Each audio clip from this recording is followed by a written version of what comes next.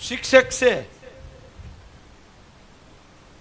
70 કે 65 છોકરા એની નીચે ભણતા હોય. હું 100 થી 100 ભણીને સુરત આવ્યો. એ હરિજન અમારા શિક્ષક હતા કાંતિભાઈ. હજી હું એ શિક્ષકને, કારણ કે મને પહેલી વાર નાટકમાં રાખ્યો.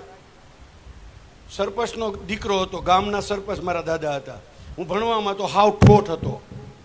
છેલ્લે મને બેહારતા, પણ સરપંચનો દીકરો એટલે મને નાટક બાટકમાં રાખવો પડે, આમ જેમ અત્યારે આ લોકો રાખે એમ. મને નાટકમાં રાખ્યો હતો ને મેં એક પાત્ર ભજ્યું હતું. પાત્ર હતું રાજા જ્યારે આવતા હોય ને ત્યારે સડી પોકારવાનું. આસ્તે કદમ ઉલા કાસ્તે કદમ સોને કી સડી રૂપે કી મસાલ જરીન કા જામા મોતી કી માલા મહારાજ ધીરાજ અમરસિંહને ઘડી ખમમાં, આટલું જ બોલવાનું. અને ગામ આખું બેઠું હતું. પહેલી વાર નાટક થયું અને એ હું બોલ્યો અને આખા ગામે તાળીઓ પાડી, ફફડાટી બોલી ગઈ. મારો કોન્ફિડન્સ વધી ગયો કે આપણી તાળીઓ તો હજી 40 વર્ષથી પડે છે તાળીઓ. ખ્યાલ આવે મારી વાત?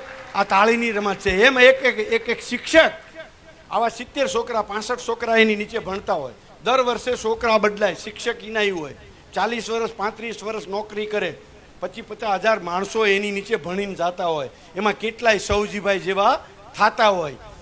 જ્યારે એને સાચા દિલથી કોકના દીકરાને ભણાવ્યા હોય, એના દીકરાને ભણાવવાની જરૂર પડે, એના દીકરાનું ધ્યાન કુદરત રાખે. ખ્યાલ આવે મારી વાતનો? તમારે તમારા દીકરાનું ધ્યાન રાખવાની જરૂર ન પડે. જ્યારે તમારી નીચે કામ કરે છે કે તમારી નીચે ભણે છે કે તમારી હેઠે છે, એ તમે જો દીકરાની ઘોડે રાખો તો તમારા દીકરાને ભગવાન દીકરાની ઘોડે રાખે, 1 થી 100 ગણો આપે. આ કુદરતનો નિયમ છે. હું કાયમી કહું, હું એમ્પ્લોય છે ને મારે ત્યાં જેટલા બી છે એ મને, હું એને ખરેખર, હું મારા દીકરો હોય કે એમ્પ્લોય હોય, મારામાં કોઈ ભેદ નથી. એમ્પ્લોયના દીકરાને અમે કાંતિભાઈ ટ્રેનિંગ આપી જાહેરમાં, એટલે કહું છું મારી કમિટમેન્ટ તૂટે નહીં. મારા દીકરાને જેટલું મેં શીખવાડવામાં ધ્યાન દીધું હોય એ જ સિસ્ટમથી એમ્પ્લોયના દીકરો હોય કે ગામનો કોઈ પણ દીકરો હોય એને શીખવાડવાનું. કોઈ ભેદભાવ કે કોઈ આર્ટિફિશિયલ કોઈ મોનોપોલી નહીં રાખવાની. જ્યારે દીકરાની ઘોડે જ્યારે એને રાખી તો અહીંયા સુરતમાં અમારી 6000 કામ કરે અને મુંબઈમાં 2000, 8000 લોકો કામ કરે છે. જ્યારે એને દીકરા ઘોડે સમજી, એ બાપ ઘોડે સમજે કે નહીં? હલો, તમારો છોકરો સમજે કે ન સમજે? 8000 દીકરા છે. હાલો, 16000 આંખ છે ને 16000 હાથ છે. અમારી કંપનીને પાનખર ઋતુ આવે ખરી? તમે બાપ ઘડે એને દીકરાની ઘોડે રાખો, એ તમને બાપ ઘોડે રાખે. આ નેચરનો નિયમ છે.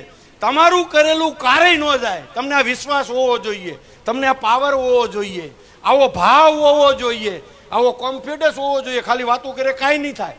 વર્તન, વાત ને વ્યવહાર ત્રણેય એક લાઈનમાં જ્યારે મળશે